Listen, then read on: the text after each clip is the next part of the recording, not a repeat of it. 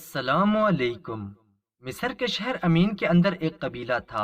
اس قبیلے کا سردار بہت ہی دلیر اور جنگجو انسان تھا۔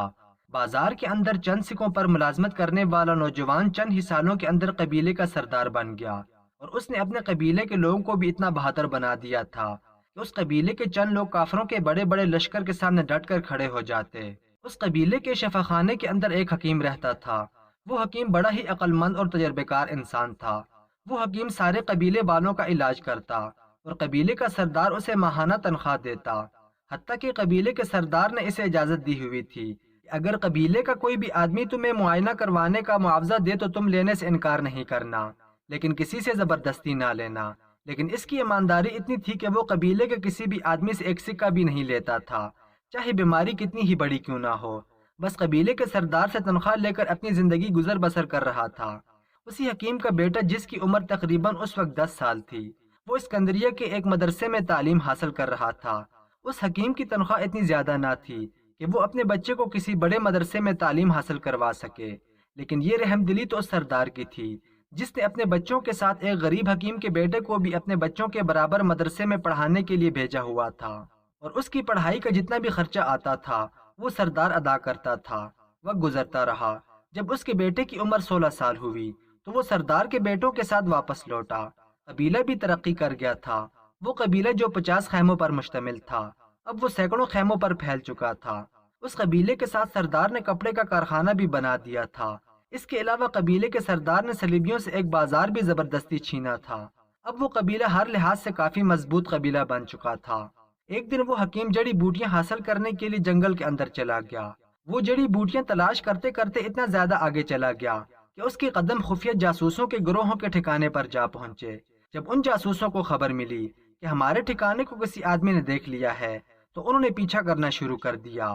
حکیم بھی سمجھ گیا کہ اگر انہوں نے مجھے پکڑ لیا تو مجھے زندہ کبھی نہیں چھوڑیں گے، کیونکہ میں نے ان کا خفیہ ٹھکانہ دیکھ لیا ہے۔ حکیم نے بھاگنا شروع کر دیا، لیکن وہ ان سے بچنے میں ناکام رہا۔ چند لمحوں کے اندر ان خفیہ جاسوسوں کے گروہ نے ان کو پکڑ لیا اور اس کو اتنا زخمی کر دیا کہ وہ قبیلے کے اندر بڑی ہی مشکل سے پہنچا۔ وہ شفا خانے کے اندر خون سے لت پت پڑا تھا۔ دوپہر کا وقت تھا، سب لوگ اپنے اپنے خیموں میں آرام کر رہے تھے۔ اتنے میں حکیم کا بیٹا کسی کام سے جب گھر واپس آیا تو دیکھا کہ خیمے کے اندر اس کا باپ نہیں تھا۔ جب وہ شفا خانے کے اندر گیا تو اپنے باپ کو زخمی دیکھ کر اس کے ہوش اڑ گئے اور وہ بے ہوش ہو گیا۔ جب واپس ہوش میں آیا تو دوسرے حکیم نے قبیلے کے سردار کو بتایا کہ حضور، حکیم صاحب کا بیٹا ایک بہت بڑے صدمے کا شکار ہوا ہے، اور اس صدمے نے سیدھا اس کے دماغ پر اثر کر دیا ہے۔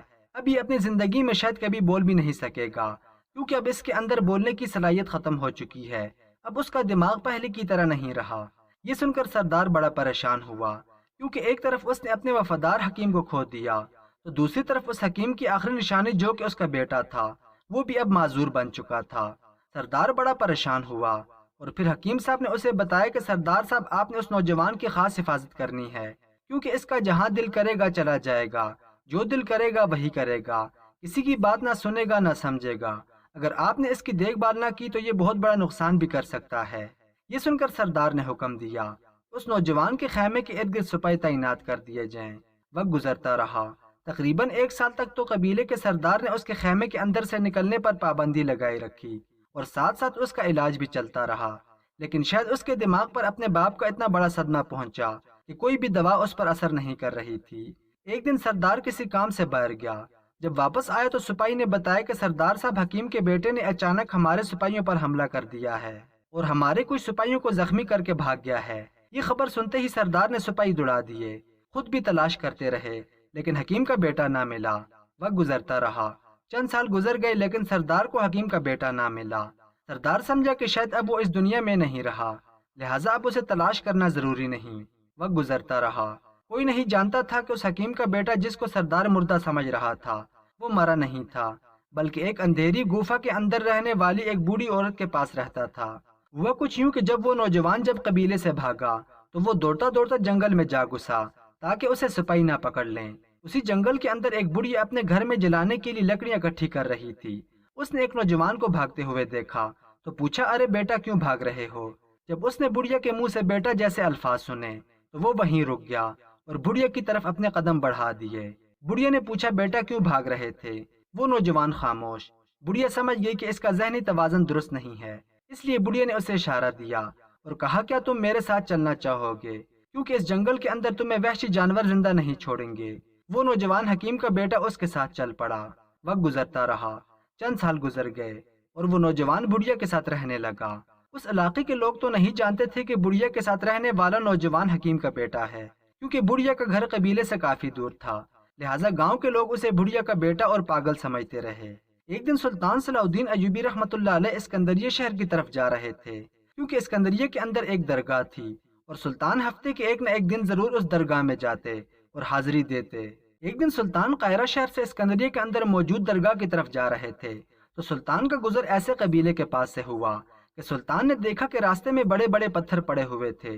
वो इतने बड़े तो ना थे कि जिससे कोई ज्यादा नुकसान हो जाता, लेकिन हाँ, सुल्तान के घोड़े गिर सकते थे।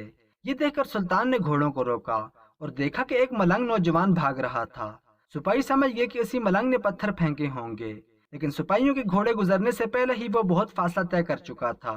ये देखकर सुल्तान सख्त गुस्सा हो गए और कहा, उस नौजवान को तलाश करके कल मेरे सामने हाजिर किया जाए।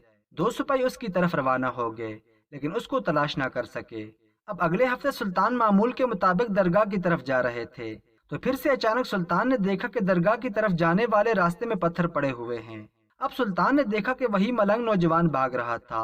सुल्तान ने हुक्म दिया कि इसको पकड़ कर लाओ। सिपाही दौड़ते हुए गए और उसे सुल्तान के सामने हाजिर कर दिया। सुल्तान ने पूछा, तुम कौन हो, लेकिन उसने आगे से कोई जवाब ना दिया। उसकी हालत देखकर बिल्कुल भी पता ना चलता था कि ये जहनी मरीज है, क्योंकि वो बहुत खूबसूरत नौजवान था, लेकिन वो कुछ बोल नहीं रहा था। सुल्तान ने प्यार से पूछा, लेकिन उसने कुछ ना बताया। ये देखकर सुल्तान गुस्से में आ गए और इसकी तरफ तलवार निकाली तो इतने में एक आदमी दौड़ता हुआ सुल्तान के पास आया और कहा, सुल्तान आज़म, आप इसे कुछ ना कहें, कोई नहीं जानता ये कहाँ रहता है, बस हम इसको कभी कभी देखते हैं। लेकिन सुल्तान आज़म, हैरानी की बात तो यह है कि आज तक इस मलंग ने किसी के भी रास्ते में पत्थर नहीं फेंके, लेकिन हैरत की बात यह है कि ये आपके रास्ते में पत्थर क्यों फेंक कर चला जाता है। लेकिन सुल्तान आज़म, ये गूंगा है, बोल भी नहीं सकता, लिहाजा इसको डराने या धमकाने का कोई फायदा नहीं।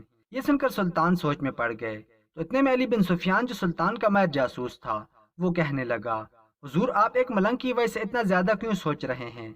सुल्तान ने कहा, नहीं अली बिन सुफियान, मैंने इस मलंग नौजवान की आंखों को पढ़ लिया है। बज़ाहिर तो ये मलंग है, मगर ये मुझे बहुत परेशान दिखाई दे रहा है और बेशक ये मेरे रास्ते में पत्थर बिला वजह नहीं फेंकता, इसके पीछे कोई बड़ी वजह जरूर है। अली बिन सुफियान ने कहा, नहीं सुल्तान आज़म, हमें अपनी मंजिल की तरफ जाना चाहिए, बस ये तो मलंग आदमी है, इसका क्या किया जाता है। सुल्तान ने उस मलंग को छोड़ दिया और अपनी मंजिल की तरफ रवाना हो गए। वक्त गुजरने लगा। जब भी सुल्तान उस दरगाह वाले रास्ते से गुजरते तो वो मलंग आदमी पत्थर फेंक कर चला जाता, लेकिन सुल्तान उसे जाने देते, कभी कुछ न कहते। लेकिन हैरानी की बात तो ये थी कि वो कुछ नहीं बोलता था। एक दिन सुल्तान परेशानी के आलम में बैठे थे, इतने में अली बिन सुफियान आपके पास आया और कहा, सुल्तान आज़म, आपकी परेशानी की वजह पूछ सकता हूँ। तो सुल्तान ने कहा, ए अली, मेरी परेशानी की वजह वो मलंग है जो रास्ते में हमेशा पत्थर फेंक कर चला जाता है। ये सुनकर अली बिन सुफियान ने कहा, आखिर आप इस मामले को इतना ज्यादा क्यों सोच रहे हैं, बस वो एक मलंग है, इससे ज्यादा और कुछ नहीं। सुल्तान ने कहा, नहीं, इसके पीछे बहुत बड़ी वजह है। अली बिन सुफियान ने कहा, हुजूर, क्या वजह हो सकती है। सुल्तान ने कहा, अगर वो मलंग होता तो उस रास्ते पर कई मुसाफिर गुजरते हैं, बड़े बड़े लश्कर गुजरते हैं, उसने कभी किसी को एक कंकर भी नहीं मारा, तो वो मेरे रास्ते में पत्थर क्यों फेंकता है। ये सुनकर अली बिन सुफियान भी सोच में पड़ गया और कहा, हुजूर, फिर इस मामले का क्या किया जाए। तो सुल्तान ने कहा, कल जब मैं इस रास्ते से गुजरूंगा तो मैं इसका ताक़ब करूंगा और देखा जाएगा कि वो आखिर कहाँ रहता है और असल कहानी क्या है। अली बिन सुफियान खामोश हो गए। अगले दिन सुल्तान इस्कंदरिया की तरफ जा रहे थे। जब सुल्तान उसी रास्ते पर पहुंचे तो सुल्तान ने देखा कि पहले की तरह वो नौजवान सुल्तान के रास्ते में पत्थर फेंक कर भाग रहा था। सिपाही उसकी तरफ लपकने लगे तो सुल्तान ने हाथ के इशारे से रोक दिया। सुल्तान ने अपने घोड़े को रोका और पैदल चलते चलते उसका ताक़ब करने लगे। अब सिपाही सुल्तान के पीछे, सुल्तान आगे और वो मलंग सुल्तान के आगे दौड़ता हुआ जा रहा था। वो मलंग इस बात से बेखबर था कि सुल्तान उसका पीछा कर रहा है। वो दौड़ता दौड़ता एक घनी झाड़ियों के दरमियान में से गुजरा हुआ एक गार के अंदर दाखिल हुआ। सुल्तान हैरान हो गया कि ये मलंग गार के अंदर क्या करने जा रहा है। सुल्तान थोड़ी देर के लिए रुक गए और सोचने लगे कि कहीं ये दुश्मन की चाल तो नहीं है। हो सकता है दुश्मन ने गार के अंदर मेरे लिए कोई घात लगाई हो और वो मुझे अपने जाल में फंसाना चाहते हों। सुल्तान सोच ही रहे थे, लेकिन फिर सुल्तान ने देखा कि उस गार के इर्द गिर्द सिर्फ एक ही पांव के निशान थे, لہٰذا سلطان سمجھ گیا کہ اس غار کے اندر اور کوئی داخل نہیں ہوا، بس یہی نوجوان آتا جاتا ہے۔ پھر سلطان نے غار کے اندر قدم رکھا تو سلطان کے رونگٹے کھڑے ہو گئے۔ سلطان نے دیکھا کہ اس غار کے اندر ایک خستہ حال بستر پر ایک بڑھیا پڑی ہوئی تھی۔ شاید یہ وہی بڑھیا تھی جو ملنگ کو جنگل سے پکڑ کر لے گئی تھی، لیکن اب وہ اتنی بیمار ہو چکی تھی کہ اس کی دیکھ بھال کے لیے کوئی بھی نہیں تھا۔ اتنے میں سلطان کے سپاہی اور اس غار سے تھوڑے سے فاصلے پر موجود رہنے والی آبادی کے چند لوگ سلطان کے سپاہیوں کے ساتھ اس غار کے دہانے پر پہنچے۔ جب انہوں نے بوڑھی عورت کو دیکھا تو بتایا سلطان معظم آج سمجھ آ گیا کہ یہ فقیر آپ کے راستے میں کیوں پتھر پھینکتا تھا، کیونکہ اس کی بوڑھی ماں بیمار ہوئی تو اس کی عیادت کرنے والا کوئی نہیں تھا۔ وہ بس بستر مرگ پر پہنچ گئی اور کوئی اسے پانی تک پلانے والا نہیں تھا۔ بے شک یہ پاگل ہے، کچھ نہیں سمجھتا، لیکن یہ اس بڑھیا کا درد ضرور سمجھتا تھا اور یہ اسی وجہ سے راستے میں پتھر پھینکتا تھا، کیونکہ یہ جانتا تھا کہ وقت کا سلطان ہی اس کی مدد کر سکتا ہے۔ باقی سب تو اسے پاگل سمجھتے تھے اور یہی وجہ تھی کہ یہ راستے میں پتھر پھینکتا تھا تاکہ آپ اس کا پیچھا کرتے ہوئے اس غار تک پہنچیں گے تو اس کی مدد کریں گے۔ سلطان نے اسی وقت حکم دیا کہ شاہ حکیم کے پاس اس بوڑھی عورت کو اٹھا کر لے جائیں۔ سپاہی نے اسی وقت اٹھایا اور شاہ حکیم کے پاس لے گئے۔ شاہ حکیم نے اس کا علاج کیا۔ بوڑھی عورت کی صحت چند دنوں کے بعد بہتر ہو گئی۔ اس کے بعد اس بوڑھی عورت نے سلطان کو ملنگ کی کہانی سنائی کہ یہ ایک حکیم کا بیٹا تھا اور اپنے باپ کو خون میں لت پت دیکھ کر پاگل ہو گیا ہے اور یہ تقریباً 10 سالوں سے میرے پاس رہ رہا ہے۔ یہ سن کر سلطان نے شاہ حکیم کو کہا کہ تم کچھ بھی کر کے اس ملنگ کا علاج کرو۔ شاہ حکیم نے اس کا علاج شروع کر دیا۔ بہت سی روایات میں ملتا ہے کہ چند ہی ماہ کے اندر وہی نوجوان پھر بہت بڑا عالم بن گیا۔ دوستو اس طرح سلطان صلاح الدین ایوبی رحمۃ اللہ علیہ کی عقل مندی کی وجہ سے نہ صرف بڑھیا کی جان بچ گئی بلکہ ایک ملنگ کو بھی نئی زندگی مل گئی۔